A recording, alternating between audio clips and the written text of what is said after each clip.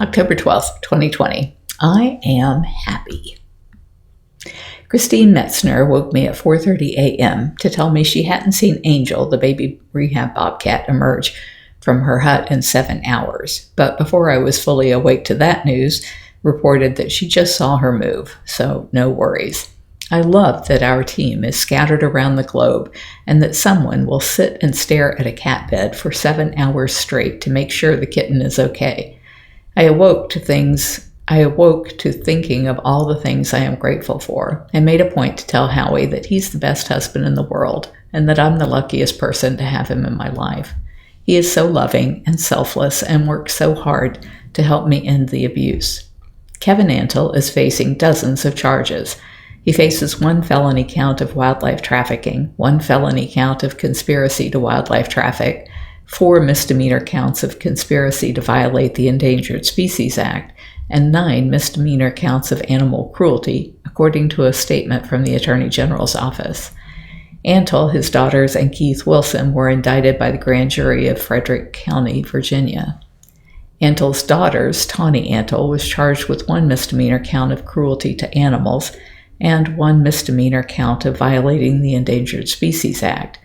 And Tillicum Watterson was charged with 2 misdemeanor counts of cruelty to animals and 2 misdemeanor counts of violating the Endangered Species Act.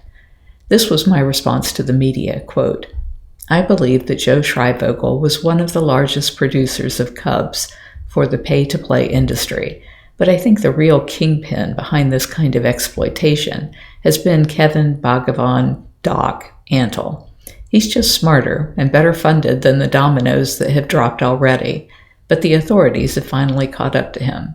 Antle and Mario Tabro, who were both in Tiger King Murder, Mayhem, and Madness, have been the most vocal voices against the Big Cat Public Safety Act, which ends cub handling and phases out private possession of big cats, and used lobbyist Frank Vitello to thwart our efforts to bring the bill to the floor for a vote, unquote. Howie's response would have been much more powerful because he's researched Antle's nonprofit, if you could call it that, Rare Species Fund, and found that 2/3 of the revenue goes to feeding his for-profit cat display. Unfortunately, reading and interpreting a 990 isn't something the media can do, and Howie doesn't think it should be us doing it for fear of being discounted by the press, so he handed all of the evidence over to Wayne Pacelli of Animal Wellness Action. I told Howie he needs to write a summary for them because they may not figure out what he has on their own. I'm really happy to have finally dropped below 160 pounds. At 159.6, this is the least I've weighed since 2015 when I began tracking. I started at 186, went up to 188, and then have consistently dropped since 2016. The only thing I can attribute this recent decline to is that I've stopped having a glass of wine at night. I was drinking Fitbine because it's 1/6 the calories, but it seems that even that is too much. I eat about 800 calories a day in a 5-hour window, consisting of 2 Bistro vegan meals. I feel good, so I hope it stays off this time.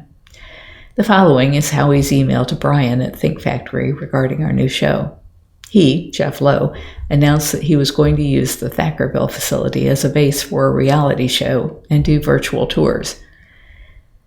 USDA, Andre Bell, announced publicly that in their view that was exhibiting if he earned money doing it.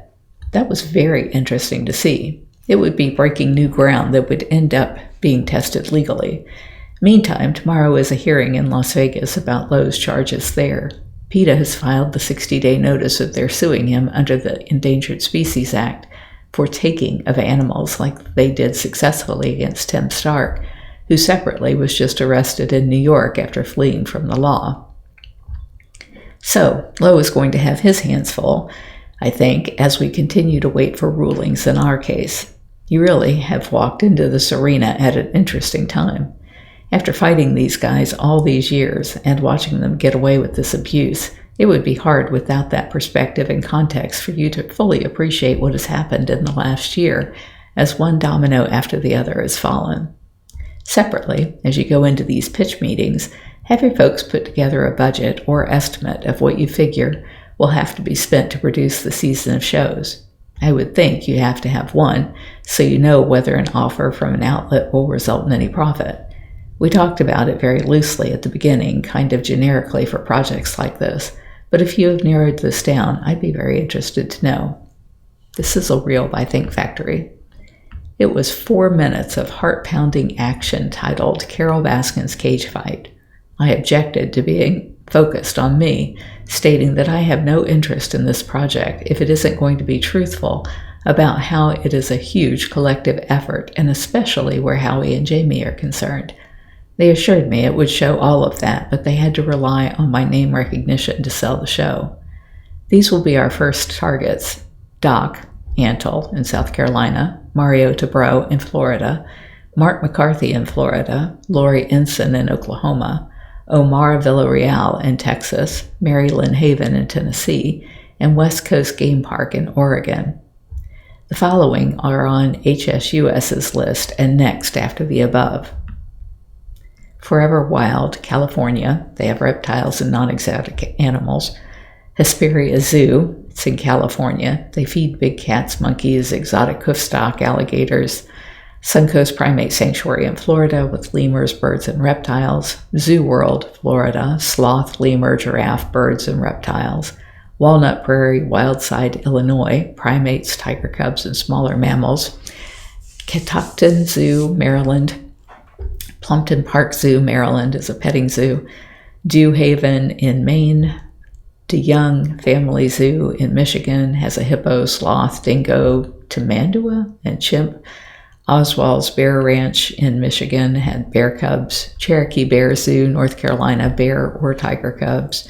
Tregembo Animal Park, North Carolina. Space Farms, New Jersey Petting Zoo.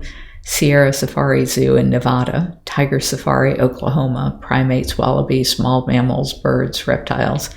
West Coast Game Park, Oregon, young tigers, lions, bears, caracals, bobcats, later a jaguar. Claws and Paws, Pennsylvania, Giraffe Petting Zoo. Living Wild Animal Park, Pennsylvania, Sloth and Birds. Wakati, South Carolina. Three Bears Gift Shop, Tennessee. Animal World and Snake Farm, Texas, lemur, small mammals, and reptiles. Natural Bridge Zoo, Virginia, elephant rides. Animal Haven Zoo, Wisconsin, petting zoo. Jodon Farms, Wisconsin.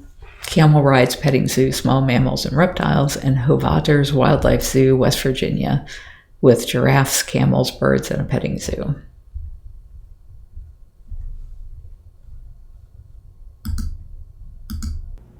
If you're enjoying my diary, please like, share, and subscribe. You can find other ways to connect to me over at bigcatrescue.org/Carole.Baskin.